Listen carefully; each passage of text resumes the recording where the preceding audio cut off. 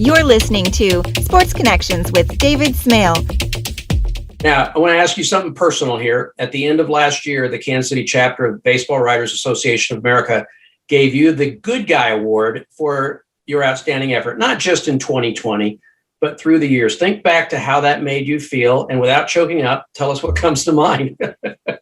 It's hard not to choke up. I was,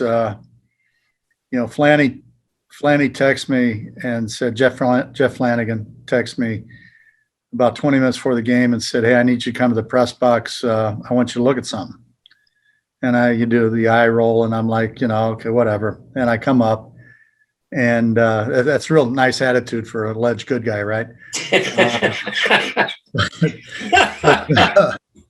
But I come up, and I know what it is. He mentioned the Good Guy Award, and he wants me to bring it down. And so I'm going to hand this thing to Whit Merrifield or Mike Matheny, who was ridiculously awesome last year. Yeah.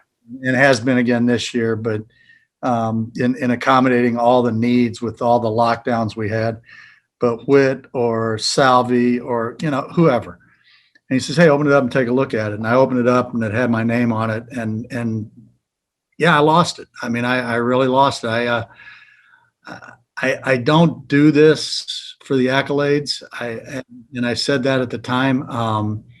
My staff, my God, they should, each get a piece of it, because this was a team effort last year by every measure.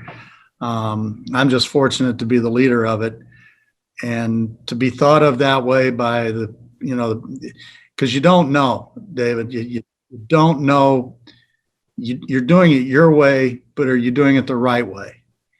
And I only know my way, and good, bad, or indifferent. Were we getting it right? And when you're handed something like that, and it was an actual vote, and people said, "You're the guy," it made not only last year pay off, but it made the first 42 pay off. It just, the silly person I am, I posted on Facebook, and my God, some of my friends around baseball got a hold of it, and said some incredible things, and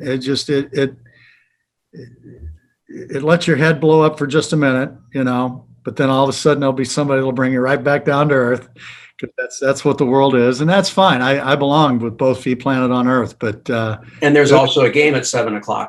There was also a game at 7:00 too. Yeah. But it was an incredible feeling, because again, it was like, now here I toot my own horn again. When I got the call that I was voted into the Raytown School District Hall of Fame, I mean, my first inclination was, had they checked my grades, or did the school burn down with the records section, or something. But then, you get to do a speech and everything, and I look out and I see my wife and daughter, and, I lose it, because if it weren't for my wife raising our daughter while I was on all those road trips in her formative years, I wouldn't be up here. And it's amazing how much of a family effort. So, I'm going to take this one step further, since you brought me into into being maudlin about this whole thing. The fact that our ball club allowed my wife and daughter to travel through the whole 14 and 15 postseason, and everything that they don't get to be a part of all season long, except watch me leave in the morning and come back at night, or leave on a Sunday and come back 2 Mondays later. The fact they got to actually be a part of every pitch and everything we did during those 2 postseasons. If you can't fall in love with this organization, you got problems. Thanks for listening to Sports Connections with David Smale. Make sure to subscribe, follow, and rate the show from your favorite podcast platform. You can learn more about David Smale and his work by visiting davidsmalebooks.com. Don't forget to join us weekly for new episodes. Until next time.